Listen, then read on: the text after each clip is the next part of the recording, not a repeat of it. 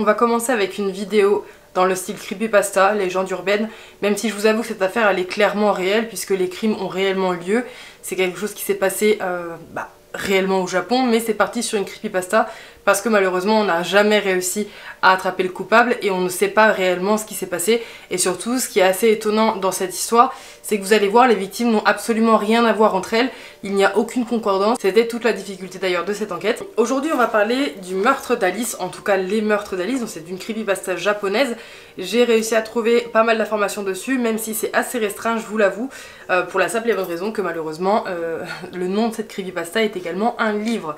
Je n'aurai malheureusement également pas énormément d'images à vous mettre. J'ai essayé d'en trouver, bon il n'y a pas d'images de scènes de crime etc. J'ai rien retrouvé en tout cas sur le sujet. Donc j'essaierai de vous mettre quelques images pour illustrer des choses qui sont qui seront un peu dans le thème, mais si j'y arrive pas, veuillez m'en excuser. C'est que j'aurais pas réussi. Donc aujourd'hui on va voir le meurtre d'Alice, installez-vous bien.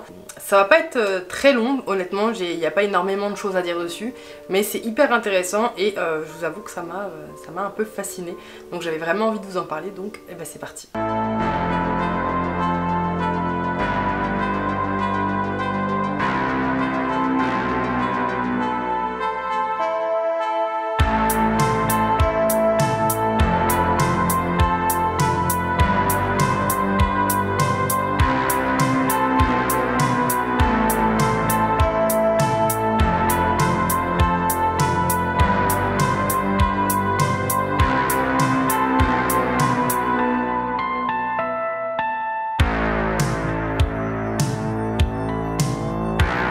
Notre histoire nous amène au Japon entre 1999 et 2005 où une série de 5 meurtres vont avoir lieu. 5 meurtres qui sont en apparence tous distincts les uns des autres. Il va y avoir un détail sur chaque scène de crime qui va faire en sorte que les enquêteurs se posent la question: est-ce que les crimes sont liés? En vrai la réponse, on n'aura jamais de réponse. Clairement, je vous le dis d'avance, on n'aura pas de réponse malheureusement. On va commencer par détailler les victimes, je vais vous les faire dans l'ordre chronologique que ça s'est passé. La première, malheureusement, j'ai pas la date exacte de son crime, mais je pense que c'était dans les années 99 puisque ça a débuté à ce moment-là et c'est la première victime de ce tueur ou de ces tueurs, puisque je vous dis encore une fois, on n'a pas réellement de preuves que ce soit le même tueur, mais voilà, vous allez comprendre pourquoi je vous dis ça. Donc je tiens tout d'abord à m'excuser pour mon accent, je ne sais pas si je le prononce bien, c'est fort possible que ma prononciation soit absolument dégueulasse, mais voilà, j'essaye vraiment de faire attention, mais voilà, je précise quand même parce que ça va être... voilà. La première personne, malheureusement, qui va être victime de cette personne sera Sasaki Megumi. Voilà, on passera sur mon accent. C'était une jeune femme de 29 ans qui était propriétaire d'un restaurant, donc qui avait plutôt bien réussi sa vie. Elle était connue pour être une femme plutôt têtue, à fort caractère, qui aimait la vie et aimait faire la fête, principalement avec ses amis. Un soir, Megumi décide d'aller faire la fête chez un de ses amis qui habite très proche de chez elle. Elle passe la soirée là-bas, elle passe une très bonne soirée, accompagnée de ses amis, comme elle aime le faire d'ordinaire. Et le soir, après avoir bien profité, avoir un petit peu bu peut-être, décide de rentrer chez elle. Son ami lui propose de la raccompagner, mais elle déclinera la proposition parce qu'elle habite juste à côté, donc il y a quelques mètres à parcourir pour rentrer chez elle. Petit aparté, honnêtement, je vous le dis, j'ai lu énormément d'histoires, de faits divers, quelles que soient les origines, le pays, etc. Très souvent, on a tendance à penser qu'on risque rien parce que notre maison est très proche ou parce qu'on est garé très proche. Croyez-moi, ça ne veut rien dire. Prenez soin de vous, faites attention à vous, et si on vous propose de vous raccompagner chez vous, oui, dites oui. Ça vous coûte rien et ça vous rend sécure. Parce qu'on ne sait jamais, même dans des petits villages reculés, on peut malheureusement risquer sa vie. On vit dans un monde aujourd'hui où on sait que la violence est omniprésente. N'hésitez pas à vous faire accompagner. Petit aparté terminé. C'est vers 1 h du matin que Megumi décide de rentrer chez elle, donc elle prend le chemin de sa maison qui est à peu près à 100 mètres de là où elle se tient. Et c'est la dernière fois qu'on verra Megumi malheureusement en vie. Le lendemain matin, un couple de promeneurs se promène dans une forêt à 1,5 km de chez Megumi et tombe sur des traces de sang sur leur chemin et curieux comme ils sont, comme n'importe qui malheureusement, vont commencer à suivre ces traces pour essayer de comprendre et surtout voir pourquoi il y a autant de sang sur le chemin. Caché dans des broussailles se trouve malheureusement le corps sans vie de Megumi et vous allez voir, bien plus horrible que ça. Immédiatement le couple appelle la police pour signaler la présence du cadavre dans la forêt. Et en arrivant, la police ne peut que constater l'ampleur de l'horreur.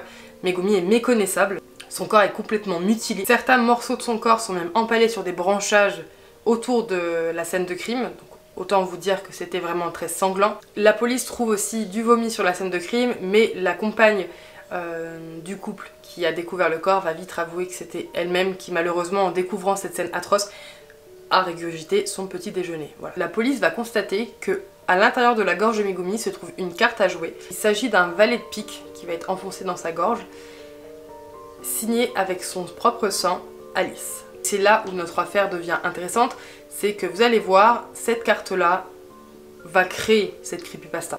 Malheureusement pour Megumi, l'affaire sera vite classée sans suite, faute de preuves, parce que malheureusement, il n'y a aucune preuve ADN sur la scène de crime.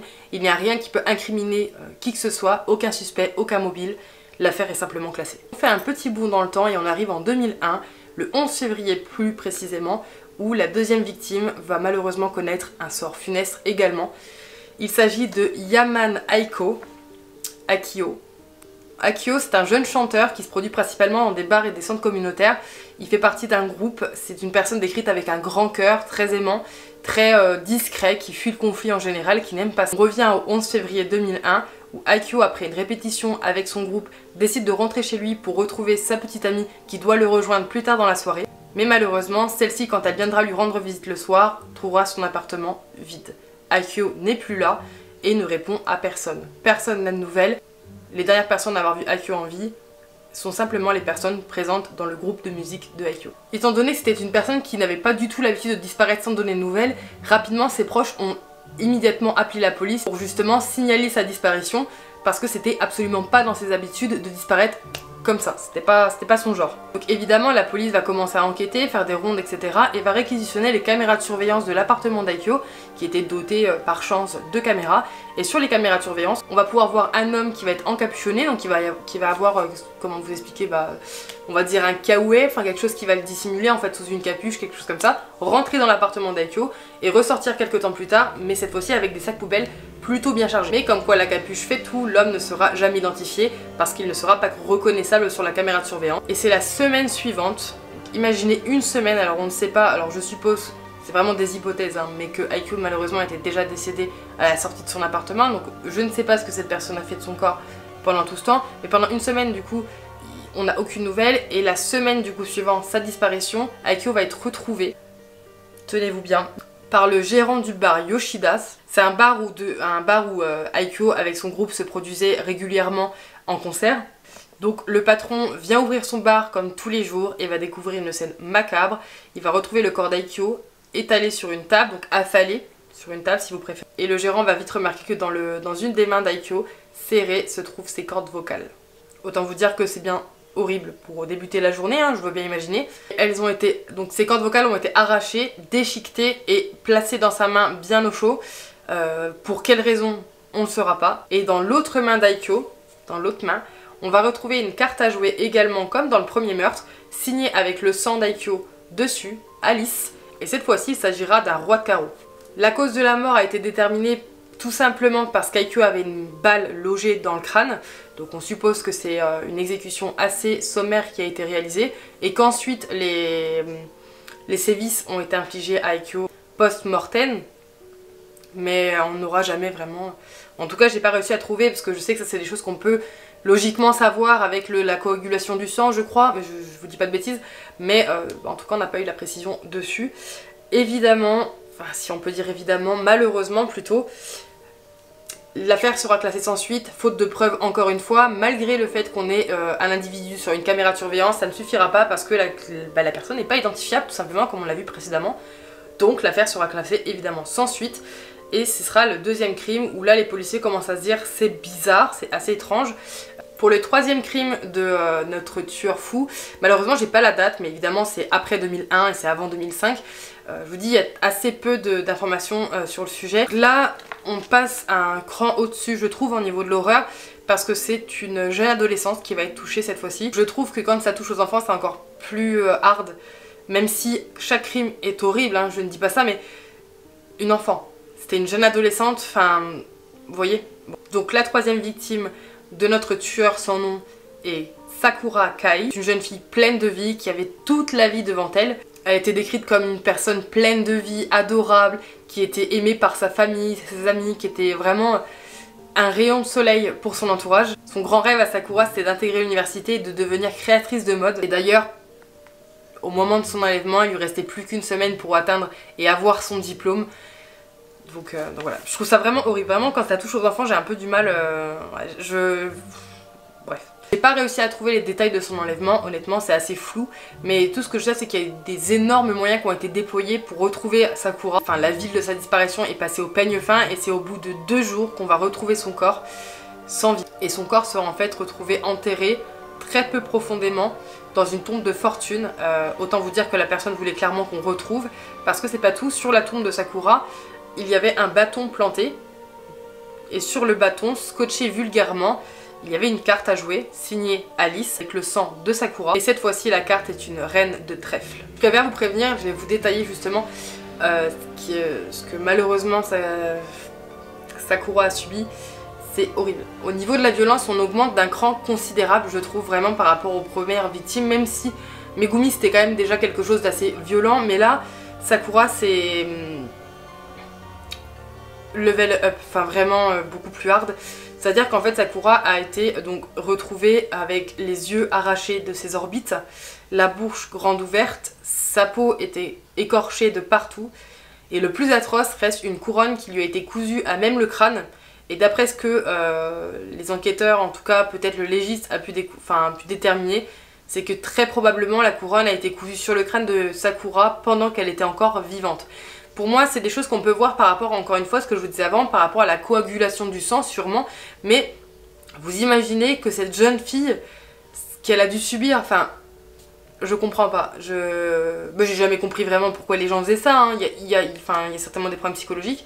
Mais voilà, donc c'est le troisième, on est sur le troisième meurtre de ce tueur sans nom, si on peut dire, et toujours avec une carte à jouer proche de la victime, ou même, pour certaines, enfoncée dans la gorge, ou mise en scène d'une certaine façon. Mais encore une fois, l'affaire sera vite classée sans suite. Bien fort heureusement, si je peux dire, aucune trace d'agression sexuelle ne sera retrouvée sur Sakura, même si c'est pauvre comme... comment je peux dire, comme... soulagement, c'est toujours ça, que le crime n'était clairement pas visé sexuellement.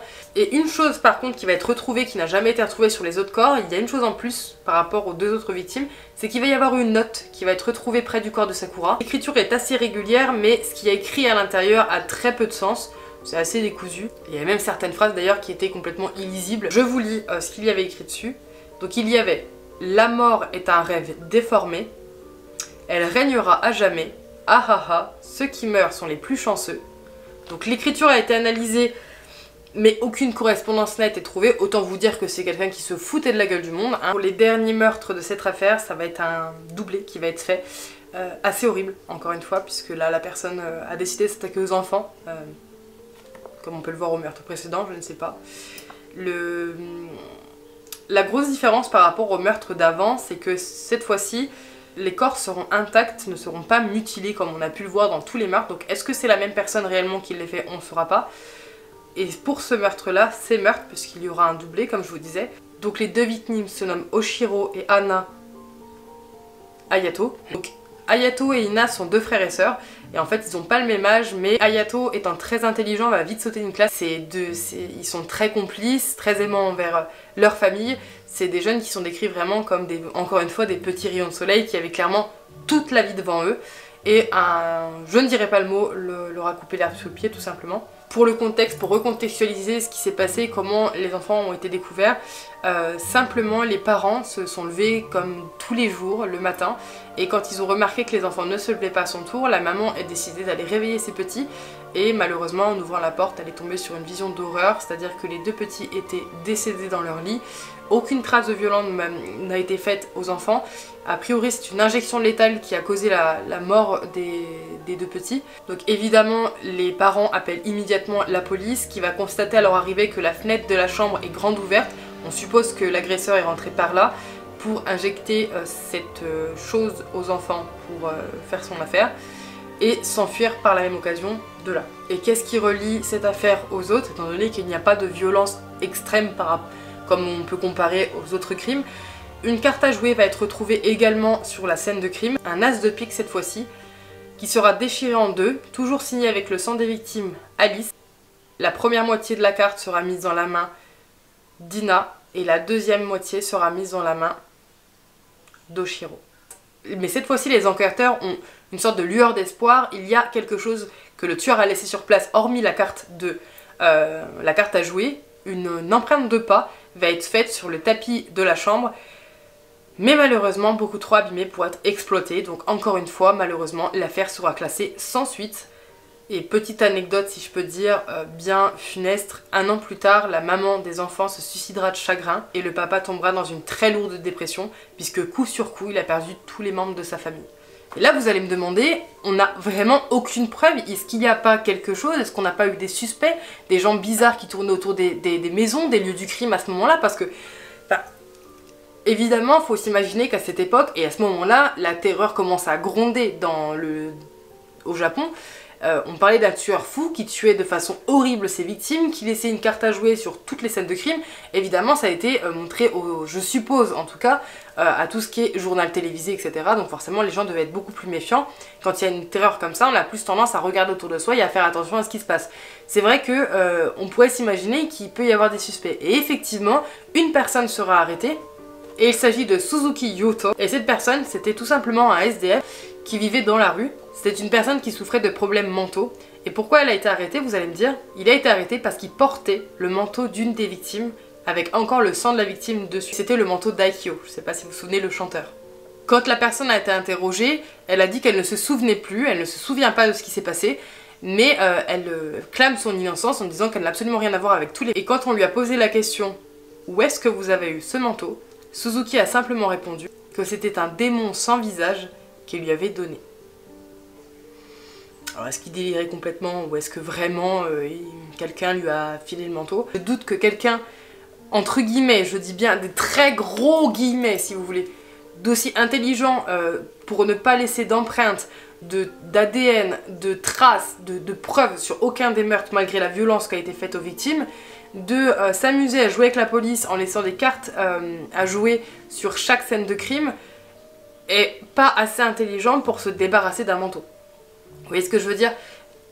Je pense pas que le criminel se baladerait avec le manteau d'une des victimes portant encore le sang d'une des victimes. Beaucoup trop incriminant. La thèse du « on me l'a donné », je trouve ça plutôt crédible. Et il sera libéré de toute façon grâce à un refuge de sans-abri qui viendra témoigner en sa faveur en expliquant que le jour de certains meurtres, notamment celui de Sakura, Suzuki était présent dans leur refuge, donc c'était un refuge de sans-abri, était présent dans leur refuge qui se situe à plus de 8 km de la maison de Sakura.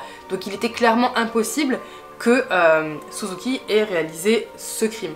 Et étant donné qu'on pense que tous les crimes sont liés, s'il n'a pas réalisé celui-là, logiquement, c'est pas lui pour les autres. Il a été tout simplement libéré.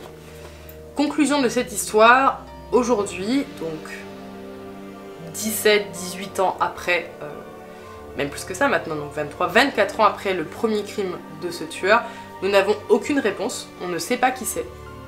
Après, il y a beaucoup d'hypothèses, si je peux dire, parce qu'on peut attribuer ces crimes à une seule personne, donc à un tueur en série. Peut-être que les crimes se sont simplement stoppés comme beaucoup de tueurs en série, c'est-à-dire qui pouvaient avoir été arrêtés pour un autre crime. Peut-être que cette personne a déménagé, parce qu'il y a des similitudes avec des crimes qui vont être repérés dans d'autres pays. Est-ce que la personne est décédée? Ou est-ce que peut-être que c'est aussi une probabilité que tout simplement le premier meurtre était d'une personne et qu'après des imitateurs se sont mis à copier entre guillemets la façon de faire de ce tueur-là pour mal orienter la piste au niveau des enquêteurs. Parce que c'est vrai qu'évidemment tout le monde, enfin c'est relié, c'est forcément relié. Après je vous dis, je sais pas si certains détails ont été révélés dans la presse à l'époque, j'ai très peu d'informations, j'ai vraiment fait avec ce que j'ai trouvé sur internet parce que je la trouvais hyper intéressante comme histoire. D'après ce que j'ai compris, c'est vrai, tout ça est vrai. J'ai vraiment retrouvé des informations, j'ai vraiment retrouvé le nom des victimes, voilà, j'ai beaucoup retrouvé ça sur les sites de creepypasta, donc après, tout est relatif. J'ai retrouvé aucune photo, aucune note de presse, mais ça date quand même de plus de 20 ans maintenant, donc est-ce qu'à l'époque il y avait autant de choses numériques qu'aujourd'hui? Je sais pas, honnêtement, c'est peut-être aussi ça qui fait que on a peut-être moins d'éléments. Mais une chose qui est assez troublante dans cette affaire, c'est qu'un tueur en série, en général, hein, je parle bien en général, a plutôt une typologie de victimes, si je peux dire. C'est-à-dire que là, toutes les victimes sont complètement différentes et n'ont aucun lien entre elles. C'est-à-dire que socialement parlant, elles n'ont pas de lien, physiquement parlant, elles n'ont pas de lien,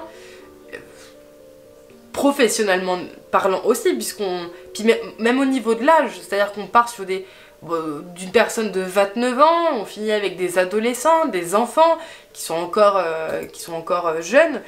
Donc, en général, un tueur en série répond à des pulsions très malsaines, ok, mais ils ont souvent je peux dire, des préférences. Quand on peut voir Ted Bundy, par exemple, qui avait en cible des jeunes femmes. Il n'a pas tué des jeunes femmes, puis ensuite un enfant, puis ensuite un vieillard, enfin... Donc je sais pas, est-ce que c'est plutôt un tueur opportuniste aussi, parce qu'il y a des gens qui répondent simplement à la pulsion de tuer parce que leur fantasme premier c'est d'ôter la vie, hein, c'est triste, mais il y a des gens... voilà, que ça va pas très bien tout partout, et qui profitent d'une opportunité pour... assouvir leurs pulsions, donc c'est là où plutôt les victimes sont complètement désordonnées. Et d'ailleurs c'est aussi le genre de personnes, les tueurs en série de toute façon, c'est des personnes qui sont très difficiles à attraper, hein. En général c'est un coup de chance de la police, ou alors tout simplement le tueur en série lui-même qui va se dénoncer, je pense à Ed Kemper par exemple, parce que le problème c'est qu'il n'y a absolument pas de mobile. C'est-à-dire qu'en général on arrive à choper un tueur ou à résoudre des meurtres, etc. parce que c'est souvent quelqu'un de l'entourage, proche ou moins proche, mais quelqu'un qui se connaît. Enfin, vous voyez, la victime connaît en général son agresseur, il y a toujours une rancune, il y a un mobile derrière que un tueur en série, il peut être en voyage à 200 km de chez lui, tuer une personne, rentrer chez lui à 200 km, il sera jamais retrouvé. S'il n'y a pas de preuve, il sera pas retrouvé. Et très souvent, de toute façon, les corps sont pas souvent retrouvés. Après, enfin il y a énormément d'histoires comme ça, je vous l'apprends pas, sur des tueurs en série qui se font attraper et ils ont déjà tué plus de 20 personnes avant sans même avoir été inquiétés, ou d'autres, bon ça c'est encore d'autres histoires, ou d'autres ont été inquiétés mais la police ça l'a fait comme ça. Donc voilà, j'espère que cette histoire vous aura plu, n'hésitez pas à me le dire dans les commentaires si vous la connaissiez ou non, ce que vous avez pensé de cette histoire et de cette vidéo. N'hésitez pas à vous abonner, à me laisser un petit pouce si vraiment vous avez apprécié, et à activer la cloche pour ne louper aucune des prochaines vidéos. Et je ne le répéterai jamais assez, mais faites attention à vous. Adieu.